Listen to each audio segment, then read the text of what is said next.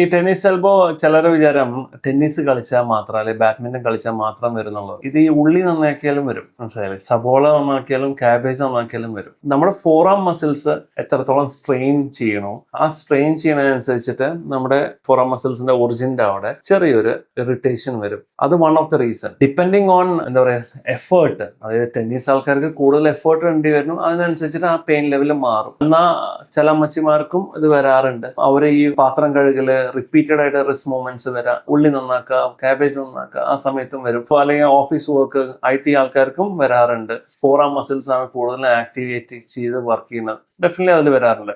ഒരു കാര്യമുള്ളത് എന്താണെന്ന് വെച്ച് കഴിഞ്ഞാൽ ഇതെല്ലാം ഉണ്ടെങ്കിലും യൂറിക് ആസിഡ് കൂടിയാലും ടെന്നീസ് എൽബോ ജനറേറ്റ് ചെയ്യും, ആ ഒരു റീജിയനിലെ പെയിനും ജനറേറ്റ് ചെയ്യും. അപ്പം നമ്മൾ എന്ത് ട്രീറ്റ്മെന്റ് എടുത്താലും യൂറിക് ആസിഡ് ലെവലിലോട്ട് കൊണ്ടുവരാൻ നമുക്ക് പറ്റിയിട്ടില്ലെങ്കിൽ ഡെഫിനറ്റ്ലി അത് കുറയാനുള്ള ചാൻസസ് വളരെ കുറവാണ്. സാധാരണ എല്ലാവരും ചെയ്യുന്നത് ഒരു അൾട്രാസൗണ്ട് ചെയ്തു, ഒരു സ്റ്റിമുലേഷൻ വെച്ചു, അല്ലെങ്കിൽ ഒരു IR ലൈറ്റ് അടിച്ചു, ഇല്ലെങ്കിൽ ഒരു PRP ചെയ്തു. ഇതൊക്കെ ചെയ്താലും യൂറിക് ആസിഡ് കൂടുതലാണെങ്കിൽ കുറഞ്ഞാലും തിരിച്ചു വരും. ഇല്ല സ്ട്രെങ്തനിങ്ങിന്റെ കുറവാണ് അല്ലെങ്കിൽ പോസ്റ്റർ പ്രോബ്ലം ആണെന്നുണ്ടെങ്കിൽ അത് കറക്റ്റ് ചെയ്യാണ്ട് നമ്മൾ വീണ്ടും ആക്ടിവിറ്റി ചെയ്യുന്നുണ്ടെങ്കിൽ വീണ്ടും അത് തിരിച്ചു വരും. അപ്പം ടെന്നീസ് എൽബോ എന്ന് പറയുന്നത് സ്പോർട്സ് ഗ്രൂപ്പ് ഓഫ് ആൾക്കാർക്ക് വരുന്നതല്ല, കോമൺ മാനിനും വരാം, depending upon how much effort you are gonna put in on your forum muscles.